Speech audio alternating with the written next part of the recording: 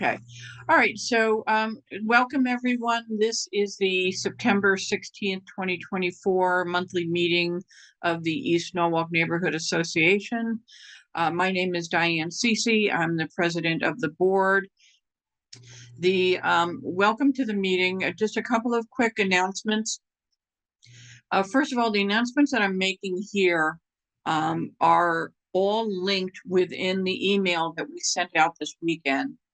A couple of things I want to mention is that most of you know we took a break in August as the board, and we didn't have a meeting.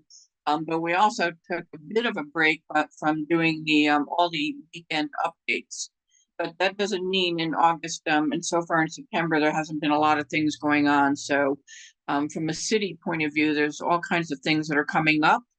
With the exception of this first item here for the walk bridge related closures, the other items we have already sent out links on, and I will be sending out additional links now regarding the walk bridge project.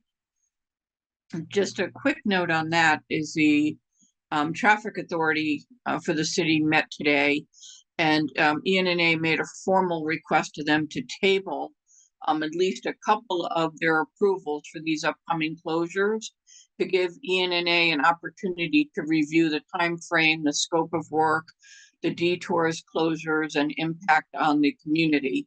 I wasn't able to stay on the meeting, so I don't know if they voted to table or if they voted to approve or what happened with that, but we'll follow up on it. Just bear in mind, as you know, for the next 4 to 6 years, East Norwalk is impacted by the Walk Bridge project, which is not just that bridge, but it's all the Metro North bridges within East Norwalk. There are significant closures and detours coming up, including the entire area of Fort Point to South Smith Street over to Moore Place. That's starting in November 3rd to the 27th, and there'll be detours there. The next big one is again another closure of Fort Point Street to Winfield underneath the bridge. And that one's going to be 2.5 weeks or so from December 2nd to December 15th. And I believe that's another 24/7 closure under the bridge, but I think with pedestrian access maintained. This is one of the two that ENNA put in a request to table it so that we can see what's going on with that first and provide some feedback. The presentation that was being made to the Transportation Authority stated that this work was to condense what otherwise would be 2 months of intermittent closures for Frontier to do their fiber optic utility work under there. However, you guys may recall that the last closure we had was for utilities, and I think in particular for Frontier. So we're questioning just how many times we have to be inconvenienced by shutting down completely under the bridge for the same utility work that's actually been going on for the past 3 years. And then the last one is on Fitch Street over to from the corner of Fitch on Strawberry Hill over to Winfield. This one is in relationship to the project work that was added this year for the Strawberry Hill Avenue Railroad Bridge rehabilitation. And this one is a very long-term on and off closures and detours starting in January of next year and going through July. And then again in August of 2026, going all the way through into May. I'm sure that will be updated at some point, but we just want to make sure we're getting these dates out early to you. As a reminder, please get all the latest updates because things are kind of a moving target with this project by going to walkbridgect.com, and you can sign up for email alerts and you can watch all of the project progress going on there. The ones that were in the email from this weekend are 3 public hearings that are coming up. We are not going to recap any of this for 2 reasons tonight. One, ENNA and in particular myself have not had an opportunity to review all of these yet. But we will issue, if we're going to be issuing position statements, we'll be doing that within the next few days. And so the first one up is on September 23rd. a week from tonight, it's a public hearing on the city budgets. And this is a part of a result of charter revision that allows for the actual residents to weigh in much earlier in the budget process than typically was in the past. I think the first real opportunity for residents ended up being in January.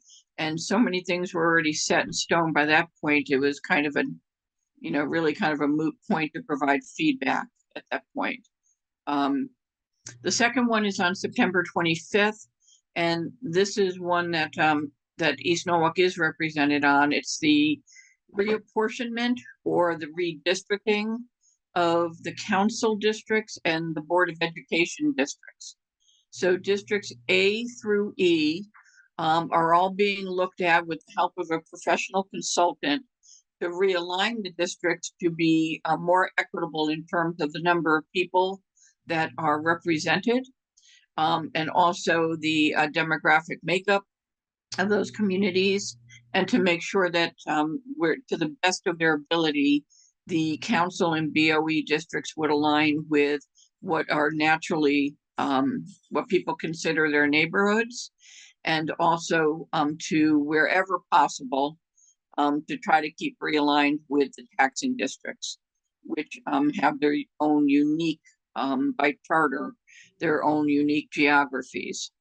I actually thought I was going to be able to give you a sneak preview tonight of what's being proposed there, but the committee is meeting again on Thursday, and so they've asked us not to publish the draft yet.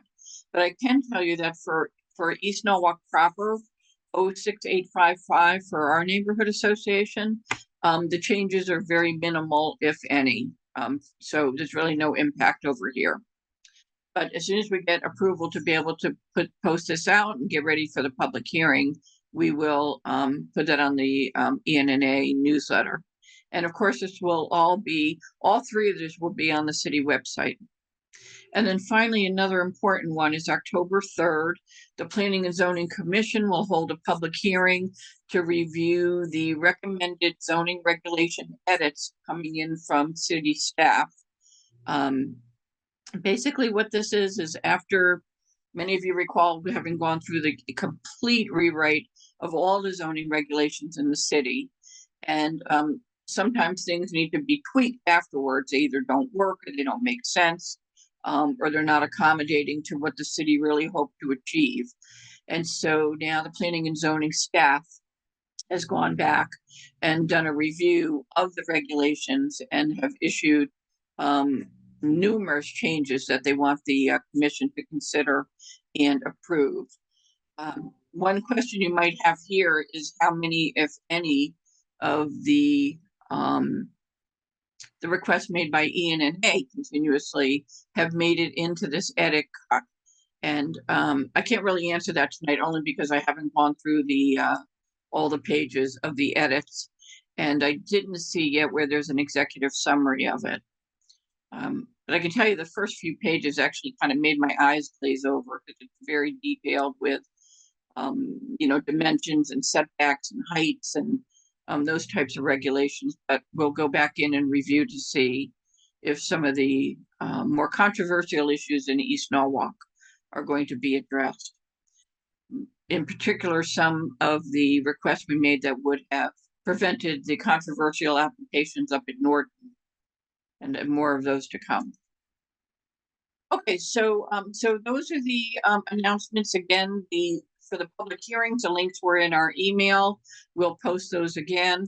And for the walk bridge, after I can review the traffic authority meeting today to see what may have been tabled, we'll get some more information out on those, and then get some feedback from the community. And if it makes sense, we'll have the walk bridge team back in again to review what the plans are, the closures, the detours, etc. Tonight, we are thrilled to have members of the Friends of Norwalk Dogs, the new nonprofit organization, as our guest speakers tonight. We have Katherine Snedaker, Catherine, I'm not sure if you prefer Price or Catherine or um, I have aliases all over town. People know me as both names. but so you'll answer to anything we call you. I'll It's answer to either one. It depends there on you whether go. you know me as a Okay, lacrosse coach there, or a dog person. But there I you got go. introduced as, hey, that dog park lady at the It's the Oyster dog park Festival. lady. Yep. And there's that picture to match there. And I think, oh, did you bring on another board member? And I apologize if we didn't do the an edit. Yes, I have Helen Brugger with me, who is also a co-president. Okay. Welcome, Helen. Thank you so much for joining us. Thank you for having us. And I have to say that as a community organizer, your organization and all the work you do is just so inspiring. And I've been in South Norwalk for 30 years, peering over the river at you, driving 2 times a day to Mhm. Taylor Farm, going Mhm. through. Yeah. So I appreciate all that everyone does to try to keep the village still looking like a village. Yeah, we're So doing our best. I really appreciate that. And one of the reasons why we wanted to have your organization on, actually two reasons. One, to talk about a particular event that's coming up, but also because likewise, this is a love fest tonight here tonight. We are also so impressed with what you've been able to achieve in terms of getting a Friends of Norwalk Dogs and the Parks as a 501c3 nonprofit, but also the relationship that you've built with the city staff and departments um, that are keeping this as a positive effort, where you're actually making some real strides in what your goals were. And so, what I wanted to do was be able to turn it over to you to talk about some of the achievements that your group has already made over at Taylor Farm Dog Park, which of course is right here in East Norwalk. And we have tons and tons of dog owners and dog lovers, and to talk about that, and then also to share some of the goals that you have, not just for Taylor Farm, but some of the other open spaces and parks within Norwalk to be more dog friendly. Including, I know that you have an initiative coming up on oyster shell. And then we can talk a bit about the October 27th Halloween parade of dogs at Taylor Farm that ENNA would like to partner with or co-sponsor or somehow get the word out, throw a little bit of modest but heartfelt funding over their way, and also solicit for volunteers. So, so Helen, I so appreciate that. This is Taylor Dog Park. If everybody knows, it's a section of land that was purchased by the city in 1966, and no one really knew the history. And I called the historical society and they said, well, go to the Norwalk Hour. So I read through 1960 to 1975 in the Norwalk Hour for every article that had Taylor Farm in it and Shady Beach, and fascinating history, which I won't, I think it's fascinating, but we'll you can have me back if you wanted a history of how the land, but what's important to know is the land was bought with federal money and must stay as an open space land. It cannot have a building on it. Through the years, it was once passed by Common Council to be the dump. That didn't go through. It was also supposed to be the site of Norwalk High, and then they realized that if they drew a 1 mile circle around where the school was, half of it was in the water. So it has, as a result, ended up as a dog park. It needs to be maintained as an open space. So uh, 2022, I went to the city and I had about 1,800 signatures to try to open a teeny tiny section of Shady Beach Park in the winter, from the bathhouse to that far wall there, for dogs, not even 50 feet of the beach. And the Parks and Rec said, we are so impressed with this petition. It's a hard no, but we think you have some potential here. And I had looked through, Robert Storr had come from Seattle. He's the head of Parks and Rec. And we'd looked through, and what happens is people that love dogs and people that aren't dog positive kind of cancel each other out every time the city puts out surveys. And so people with kids, there really aren't anti-kid people. So their needs kind of always bump up. So that while there were people asking for dog parks and other things, there were people complaining about dogs. So it never really rose to a level where the city could say there is this large group. They knew there was one, but it wasn't coming forward on the surveys. So Robert really wanted me to try to organize this. So I thought this was like a 2-week project, not realizing it would be 2 years later. I'm more of an ADD, get it done now. Luckily, I brought on people like Janet and Helen who have more common sense and a little more patience to move this forward. But this is the section. It runs all the way down Calf Pasture Beach, over to Canfield Avenue, and up to the school.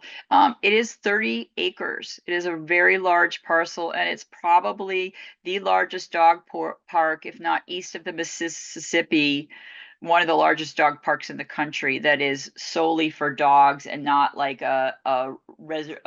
some other park that dogs can be in. So it's pretty unique. We have run into people in the park, and not just a couple, a number that have had wanted to live near New York City or near Stamford, and we're looking for a really dog friendly community. And this park is unique, especially if you're living in an apartment where this is your front yard, it is your backyard, it is your community center, it is where you meet your people. Do you want to say anything about the community aspect of it, Helen? Well, I think that also going to the dog park, you meet other dog owners, and there's a camaraderie that has grown amongst us. And right away, Price and I saw that the parking was an issue, and the people were parking on the grass in front of the park. And this was creating, people were getting tickets, and we brought this to the town in a meeting, and they were very receptive to us and that, and they did temporarily expand the parking lot, and they got. I have that. Hold on, I You have have. that picture? Yeah, hold on, I have that. Hold on. So just in August in 2023, we formed as a 501c3. So we are official. We can take donations. In September, we launched a website. We have Nextdoor. We have Instagram. We have Facebook. And through all of those, about 2,000 members. We were launched fundraising through selling hats and asking for donations. In November of 2023, we purchased the first of 6,000 poop bags. And the city was like, people will steal poop bags. It's not going to work. And we're like, we really think that they won't. So we put our money where our mouth is, and we bought 6,000 poop bags, which lasted us 6 months. And then we bought another 6,000. So in total, we bought 12,000 poop bags. And that is for, you've gotten to the park, you don't have a poop bag. Wow, I have an extra poop. People are still expected to bring their own bags, but it's been super successful. We've had other neighborhoods ask us if we could put poop bags in their neighborhood, but I think the city is now seeing it's positive. We are still, it's about $700 a year for us to store, to buy those. In December, we had ongoing communications with Parks and Rec about what we wanted to do. March, we kind of created a dog friendly, what are the dog friendly locations in Norwalk? And then in April, the pond fountain had broken down, and that was sort of a real issue because that keeps the water circulating. And then so that was exciting. And then in May, we advocated for improved parking signs. There are certain places at Taylor Farm along there's a grassy island as you pull in. There are several sections that people parked in that were commonly in the winter parking spaces, but as soon as the May 15th parking came in, residents were getting $75 tickets, and it was sort of over and over again. And it was just, to get down there, to get there with your dog, to park, thinking it's a legal spot, and then it's $75 was kind of a downer. So it took us a while, but we were advocate. It sounds like it's not a big deal, but I can't tell you how many meetings we had about we need a no parking sign. So Helen, you want to talk about the actual parking lot? So, the parking lot was expanded as a temporary parking lot for, the, town of Norwalk residents. And it's given us an additional, what, 30 spots price, Yeah, approximately? 30 spots. Here's the, Um, and our original parking lot was only 12 spots. we had Um, 15. Oh, hold on, I got it. So this is the black spot right here, where those red markers are where people were parking illegally. In the spring months, sometime we could have 18 illegally parked cars, which means they're parked on this grassy area, and we only have 15 spots. We now have confirmed there are over 20,000 dogs in Norwalk. We imagine that there's close to maybe 1,000 dogs a day come down here, and we had 15 very narrow spots. So we had asked to propose that we expand the parking there. What they ended up doing is in front of where this black arrow is, they actually, there's cones down there. Let me see if I can put that sort of in kind of like this section. I can't turn that, but they're cones, kind of like where the blue square is. That's now where we have about 50 parking spots. And I can't tell you how many people have come down and said, this makes a difference in my life, because I can come down here and my dog doesn't cry while I'm waiting in line, or I don't get a $75 ticket. It's just temporary for this summer, but I can't, a little bit of parking really helped. Helen, do you want to say any more about that? no, that's perfect. So that was exciting. Now going back to our document, we have been advocating for this extra parking lot expansion, and July 1st, the mayor announced that this parking lot expansion, I think it's around $150,000, and they will be now paving that one. And again, there are only 15 legal spots, and we need more like 50. The other thing is that a lot of people in the summer months park at the dog park and walk over to Shady Beach. So that was also an issue. And then we have been asking for about a year and a half. We had heard that there was an oyster shell dog park that South Norwalk residents could walk to, and it got shelved for some reason, didn't have an advocate. So we've actually found the guy one night out who had designed it, and kind of kept talking about it, and the plans were found, and Ken Hughes of Parks and Rec was able to put it in for a grant. So the city just announced $100,000 to put in. That will be a fenced dog park somewhere in Oyster Shell, which will connect to the trail there, and it will also allow people on West Avenue. There's so many apartments with the new YMCA ones. There is no place for dogs, no green spots to get off the hot pavement, and they cannot use Lockwood Matthews Mansion. We feel like that if all parks are banned and people run in at night, they're not picking up their poop. We'd like to have every community have a designated section, chip in for bags, be good citizens. The green up the first taxing district, the green is starting to make their green section. So we think it's just better to approach it, especially now with all of these apartment buildings allow 2 dogs per apartment. When I moved into Norwalk in 1991, no apartments took dogs. We came out from Manhattan with a Labrador Retriever, and there were three houses in Norwalk to look at, and one was in Harbor View, which that's where I was for 27 years, thanks to the dog. But there were no apartments. So there's been a real changeover. So these apartments are bringing in, 500, 1,000 dogs per building. So I would really like to get faster into the planning, and that these buildings that they come in provide money for the dog parks and green spaces. Yeah, and we've told Parks and Rec that they think, they also think that it's a good idea that they, when builders come in to develop an area, that they're contributing to what they're bringing into to Norwalk. I want to show you some, we'll end with our first anniversary pictures. Still to purchase, there's a water station. There's no fresh water down there. We would like, this will have for water bottles, for dogs, and a hose for bathing, because the pond down there is pretty brackish and they really need to be washed off. I'll show you some ideas we have for a dog park memorial. We talk of benches, recycle bins, a kiosk with the dog park rules and contacts. We'd love to do some more fencing for some of the hot spots. That's very expensive, and a bike rack. So that's on that one. And then I'll just show you,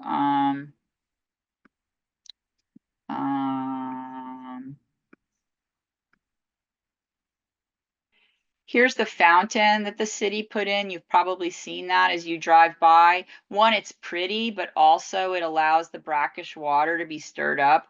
We really like the water. Tested, it's about $150. We tried working with public health, and we have been offered to pay for it, but there's a little bit of city lag. So hopefully next summer when they're testing the beaches, they can test that water too. Here's a kind of idea what these fountains look like, where there's humans. We went for a water bottle design, and there's a hose design. We did the parking. We've looked at, we've had focus groups on the kinds of fountains. Here are possibilities where we could put a kiosk and bench. Some people don't, this is what the benches look like. These are the city benches, but they're expensive. You know, this was last year's prices, so I think they're probably about $2,400 for a bench. This is the memorial that we would like to do. There's a section of stone where the sun sets on it every day and dogs run over it. Kind of reminds me of a rainbow bridge. This would be, you would sell plaques. This is a very common fundraiser for dog parks. These are titanium marine grade. This has not been approved by the city. We've dangled it in front of their noses a couple of times. We've talked to the small business or commerce group in the city who said that they thought it was cool. This would actually not be drilled into the rock. There would be piping in front of the rock where these plaques would sit. We already talked to the canine and the chief of police. We'd like to have a section for the canine handlers and the dogs that have protected the city over the years. And we'd also like to have a couple of them. We were thinking they'd be about around $100, but we'd like to have some low cost ones and give those coupons out to the vet.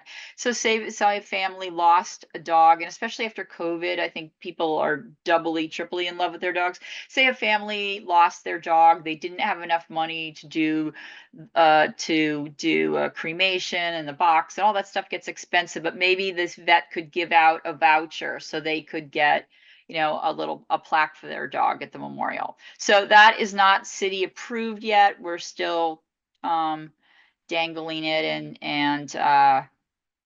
but we've accomplished with this other list, we've accomplished far more.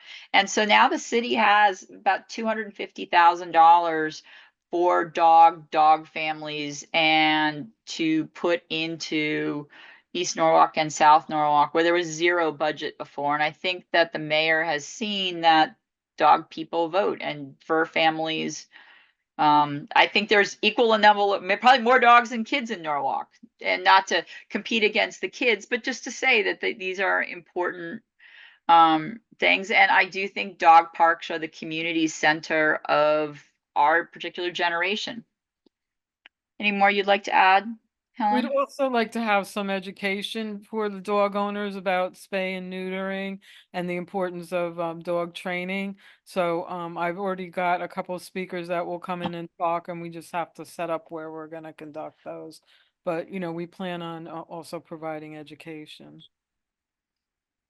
And here's some pictures. There's Helen's dog with the bubbles. That's Helen's, that's Leo right there. But here's some pictures from our first party. There's Helen with her doggos. There's Jeff Spar, he's the legal counsel.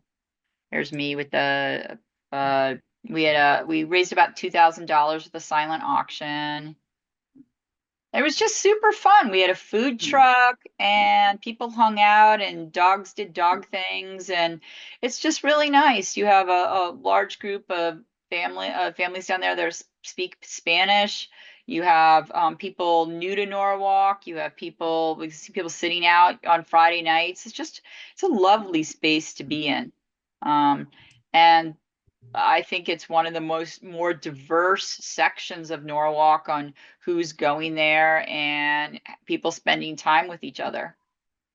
So we are on Facebook, Instagram, Nextdoor. We have a website. It's all norwalkdogs.org. And then we have this party coming up on the 27th. And we have donation by PayPal, Venmo. See if we have any other things that I can go back. I'll come back another time and tell you the history, because the history really is fascinated. And this park was this piece of land was almost lost several times. So to have it connected to Shady Beach is really special. So there was at one point there was talk of putting the skate park there, and luckily the skate park went where it went. So our job is to advocate for the value of it and keeping it as open space. And also to raise money. I used it for 30 years and didn't do one thing to help it. So last 2 years, I've tried to make up for some lost time. And Parks and Rec has been really great. They suggested this, and now it makes sense to me why, because we're pulling ourselves together and making a statement. So any other any questions or ideas or thoughts or? Well, thank you for that. I think that was a great recap in terms of talking a little bit about the history. But one of the reasons I wanted to have you on again is just so impressed with how quickly you got started and the city embracing it. Doing no small part to you guys really doing all of your homework and being able to present plans that were reasonable and that were something that the community identified that they wanted. And just to make sure that people knew that, that it's there and that they can help out. I'm a member. I happen to be a dog person that doesn't have a dog. I know you said you could remedy that tomorrow, Trace, but we have to talk about that offline. But I do think that there's such an important part of the community. And you're right. There are so many more people in Norwalk that own dogs that people don't realize. And they really help, in total for the quality of life here in our community. And we want to make sure that, that there are places for them to be, to be able to play safely and meet with other dog owners safely. I think I just wanted to jump in real quick. There are special needs, families with special need members there that come down there. There are people that come down in wheelchairs. There are people that come down in walkers. There are people that come down. I think dog people are really open, and it may be sometimes if you have an adult with some special needs, the dog park may be a more comfortable place than going to a playground. I have met people from all over Norwalk. And then when the parking is open, we'll meet people from Westport and other areas. There are people that come and stay at the marina for the summer that bring their dogs. So I really find it's a great mixing spot. Yeah, I agree. And I think that the, to be able to expand it over to oyster shell, because people have been asking for that. A lot of people have assumed that space is already there. And then, of course, there's already an issue, I believe, in Veterans Memorial Park with people bringing dogs in there and not, I don't know that they're allowed. I'm not even sure if they're allowed in that park. Yeah, they're not allowed. It was don't ask, don't tell in oyster shell. And then there was a dog park planned, and then there were 2 complaints about dogs. And then they put up the signs, but they didn't offer any alternatives. And I think the problem is I would rather have sections of a park. And in Seattle, dogs can go to any park that exists with a leash. And if they're off the leash, it's a $400 fine, and that pays for rangers. We already have a volunteer for a ranger. So we would like to see more green space open to leashed dogs. Taylor Farm is off leash, but leashed dogs, and then have a pretty aggressive fee if you're not going to listen, and that help a park ranger. I mean, I think that's a long-term plan, but I totally agree with that. I'm putting on my own hat right now, not necessarily ENNA, but I totally agree with that. Where we have open space and parks, I think that all of them should have one or the other designation, so that people, especially people who live nearby, have that opportunity. I don't want to be a Debbie Downer, but I've already emailed this to you to say that in addition to new developments and apartment developments going in, ponying up some funding that helps support the existing dog areas and to put in some new ones. And now I am speaking as the NNA. We would want to see that, though, in lieu of fairly adequate on-site space for dogs, for both recreation and for walking when they need to go out and do their duty. And so I would be concerned if the goal then is to have developers say, well, we're not going to have any space here, but we'll help fund something elsewhere. It's not really practical, on a daily basis, if you're going out to walk your dog 3 times a day, to be able to then have to try to get to a public park for that. What happens in East Norwalk, you probably heard we complain about it ad nauseum, is that then the apartment complexes, they all walk their dogs on residential front lawns, and it becomes a toilet. But whether or not they're picking up after themselves, the front lawns of the residential areas have become the bathrooms for the dogs. So no, I don't think think it'd it's be really one or the difficult. other. I know over by East Norwalk, my kids lived in Brim and Crown, and Mhm. between the Brim and Crown dogs Mm-hmm. and the Pooch Motel dogs, there were Mhm. so many dogs being cycled through, and then Right, Eversource knocked down the few trees that were there, right. and just became a dust bowl. And there are places elsewhere in the country where these big buildings have rooftop dog parks, Mhm. where Right, they have turf yeah, and have drainage. So right, yeah, if that was required, that you had to have a space for dogs, and especially I think with the cemetery project, right? yes, yeah. We don't want the dogs to end up in the cemetery, No, or exactly. Or at the little park there, because even though the dogs can go in there, we don't necessarily want that to be the designated space. So it would just be, cautious about developers being able to say, we'll throw this, nominal amount of money at it and then be able to get off the hook, because the last thing they want is have to devote space to either that or parking. So either way, Yeah, no, kind of we agree. smart. We agree with you, and we've brought this up to Robert also. But Mhm. they have to start now moving forward and having the developers develop the space for the dogs at each Mhm. apartment complex, and Yeah, not wait, like, how many more buildings are they going to build without the space for the dogs before they yeah, finally yeah. insist that they do it? I mean, they have to do it soon. Yeah, and that's why one of the things we want to look at in the planning and zoning reg edits is to make sure that some of this is getting fixed now, because it's been whittled away. But we've tried to put a positive spin on it, like the developers. I think it's when they do all of their marketing and PR, to the very point that you're talking about how many people now have dogs, especially post COVID. It would be a big marketing tool, I think, for them to say that not only do they welcome dogs, but that they have this awesome dog, amenity, or amenities that are on site. I think if I were a dog owner and inclined to be an apartment dweller, that would mean a lot to me. So I think it would be, a win-win for them as well.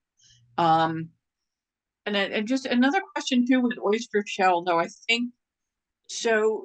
So this 100,000, though, is that literally for fencing? Because I know we saw some people on social media saying that sounded like an awful large investment just to have a fence for the area. What is it comprised of? They actually have. I don't. I have read. There's a 125-page document from Seattle that explains how one builds a dog park, and you have to grade it, and you have to put rock, and you have to Mhm. put, like, you have to make an appropriate surface and then Gotcha. fencing and then Okay. double fencing. That actually isn't enough money to bring water into the only thing I know about the oyster shell is that wasn't enough of a budget to bring water. And it's pretty hard to Okay. have a dog park where you don't have water. Yeah. So, Yeah. and I don't know where in the park it is. We're hoping to find out. Mhm. But it does sound like a lot of money until the Mhm. fencing part is huge. And I know that one black fence along Taylor Farm, a whole group 10 years ago got that much done. So Mhm.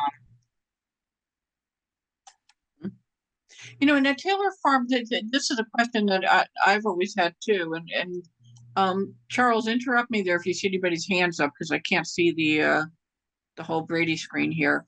But so parking at Marvin School for Taylor Farm for the dog park is or is not allowed.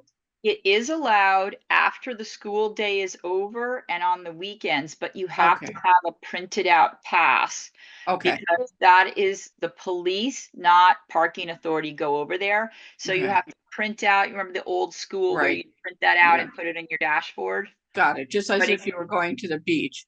Mm. But do the police it actually? That you know I of have or heard of people getting tickets. I don't okay. go that particular thing. Mhm. But um, tickets happen in Norwalk. So Mhm. I and go that way and I always see cops that parked in that Marvin parking lot. But They're always okay. parked there. Are your poop bags that you're doing, are those branded? Do they have like your logo or any, or would you consider branded ones that get support from the community? well, they're hot. They're kind of like this hot pink violet color because Huh? they're made from 100% recycled thing. So Mhm. they're very distinct. Mhm. They're becoming more and more expensive, I think, because of the price of the plastic to Mhm. do them. So yeah, I mean anything. I mean other areas. A Seaview has asked if they could get a poop bag over there. I Mhm. mean, we find people use it. I see people running back to grab them. I don't see people doing, maybe once in a year have I seen someone take like 10, but it's in a Right. very Yeah. visible spot and Mhm. they're very distinctive color, which I think kind of helps. Right. Um, but I, 12,000 lasted a year. Right. Yeah. And I know that you did have some disappear at one point, so there was a effort to There was replenish. one Grinch Was moment, he? but That's kind of crazy. Yeah.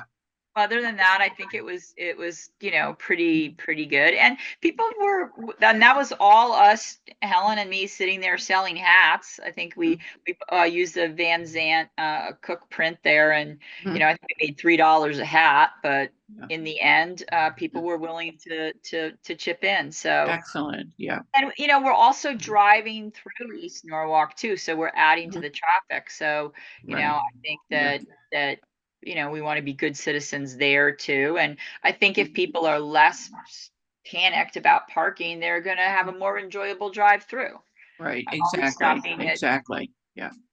And I think for the most part it is, like you said, there's some exceptions, but for the most part it's Norwalk residents. The I'll leave you one last question if no one else has anything. So you have not abandoned the idea of winter of um using the beach for dogs in the winter, correct? Or is that, can it go back on the table or we're being recorded, so okay. I don't want to get myself in hot water. Okay. We've It been is told no. We've been told no. We've been Okay, so told a don't hard no. mhm, However, we have Norwalk has one of the longest shorelines of any mhm, town in yeah, Norwalk. I personally have older dogs that swimming means a great deal to them. There's mhm, one place in Westport you could curl around uh, Canal Street and get a little bit of water. I would love to work with the city to find a section right. where doggos could swim in the water. Okay, yeah, I hope it does come around again. And I know that last time there was a lot of community support, but that you've grown, a lot since that last effort. And I think some more feedback into the city could really make that happen. I'd like to see it happen someday. We do pay about as well. $30,000 a year for that geese dog to Mhm. run around and Mhm. chase the geese off. To do, what is it to do? It's fleece the geese or something like that. It's Oh, it's right. the guy Yeah, that's the yeah, geese dog that runs around. right. Yeah. Some of the Yep. larger walks have dogs. One that's coming up soon had about 20 dogs that came to Calf's Yeah. Pasture Beach last year, and they were all fine and did stuff. I Mm. completely, and this is important to say, dogs do not belong in playgrounds, and that's Right. really, I know that that's a touch point up at Cranberry, where they have a playground where dogs walk through to get to the dog sections. Mhm. So we're focused on East Norwalk and South Norwalk. Right. Cranberry is Friends of Cranberry Park, and Right. then Row 8 is a separate entity with a 6 Right. taxing district and their dog park. So we're kind of East Norwalk, South Norwalk dogs, but we're in communication with the other groups in case if there's like a dog referendum. Right. Gotcha. Okay. And can you clarify too now, because we've already had a couple of questions. So for the Halloween parade of dogs, for that event, I know you're still looking for volunteers, and we put out the call for people. We're just going to have them contact you directly to say, what might you need help with. But is it a voluntary donation for a dog owner to participate, or there's literally a fee to enter your dog? It wasn't clear in some of the stuff that we saw. You want to take that, Helen? Oh, you're gonna give that to me? We're asking a $20 donation per dog. But if somebody has an issue, we would help them out. Okay, so if someone showed up and they had their dog in costume and they, clearly aren't, able to pay $20 or make a donation to you, then they can still participate, or they would be. No, they could still participate. And we gave hats to people, and they said, I don't have my Venmo, and we're like, we're Norwalk dogs, Venmo us, and we give them hats. I mean, I would rather make a connection with somebody. Maybe that's why I'm not a great fundraiser. I would rather, give somebody something and make a connection and trust that they, I'm going to see them tomorrow at the dog park. I just feel like it's such a community there. Yeah, I and got we you. want to, there are very few spaces that you can come into, and it's a taxpayers pay for the park, right? So they can come to the park and enjoy whatever they want. We're just a small section doing this costume dog thing, but we want it to be inclusive. We want families that have come to Norwalk that have a bunch of kids that, the dog is a huge expense. I just went to the vet. It was $800 for my 6-year-old dog. Just for the annual. It's expensive to own a dog. It really is. I was kind of shocked. And they asked if they clean the teeth. It was $1,200. I'm like, well, hold on now for now. Yeah, that's kind of crazy. More So than a kid. Add more expenses, but those that can, the people that can are like, here's some extra money, keep the change. And the people that can't, come enjoy it, Yeah. We want to make it as inclusive as we can because so few spaces are like that. And the event is rain or shine? Rain or shine, that's the way I've also had to learn how to do city permits, and at this point, that's where we're rain or shine. Yeah, good, okay. And I do know that the I think it's the Alzheimer's Walk or one of the other ones is that day, but I don't think it conflicts because they're much earlier in the morning than you. And it's actually a great walk. And one of my friends is very big in the Alzheimer, Connecticut, and I went last year. There were a lot of dogs hanging out. Yeah. It is really fantastic. So they huge. Clearing out by 12. They have a band, but hey, come on down for that walk. Stick around for us. Right. I could just spend a whole day down there. Good. Okay. All right. So, Charles, do we have anybody? It was such a small crowd tonight, but does anybody have a question or a comment or want to put a picture up of their own dog over here? Or I'm not seeing anyone at the moment. Okay. I really appreciate your support. Yeah, well, Thank you very much. Yep, and get some volunteers together for you. We'll be making a modest donation, and I hope to show up myself because I don't own a dog, so I am at the mercy of all the other dog owners to lower my blood pressure with sharing their dogs with me. So awesome. We can remedy that for you. We can remedy that for you. We know a I couple. know. of people that, you know, I told Price we're going to talk offline about my next steps with that because that's in my And you can, future. the Facebook group is really fun because there's a bunch of people that put up, dog stories. It's also if people lose dogs or find dogs. Yeah. We have been very successful with being where the dog, I found a dog, I lost a dog, people have connected. Good. Yeah. Great group. Thank you so much for hopping on with us tonight. We really appreciate it. Thank you so for much. inviting- You're welcome to stay on. Thank you, guys. Take care. Thank you. So, I should have had this up here. Sorry, I meant to put this up here on the screen. So it's Sunday, the 27th, at the dog park from 3 to 5. They plan to have a photo booth and a food truck, suggested donation for the dogs, and you can also make a donation. And for folks who are on, and we'll post this again in an email, if you're looking to be able to help, it's just a few hours for setup and the event and then breaking down. But if you're able to help, we will give you the email again for norwalkdogs.org, and you can reach out directly there. All right, I mentioned this early on. I just think it's super important again because all these walk bridge projects are a moving target and things can change at the last minute.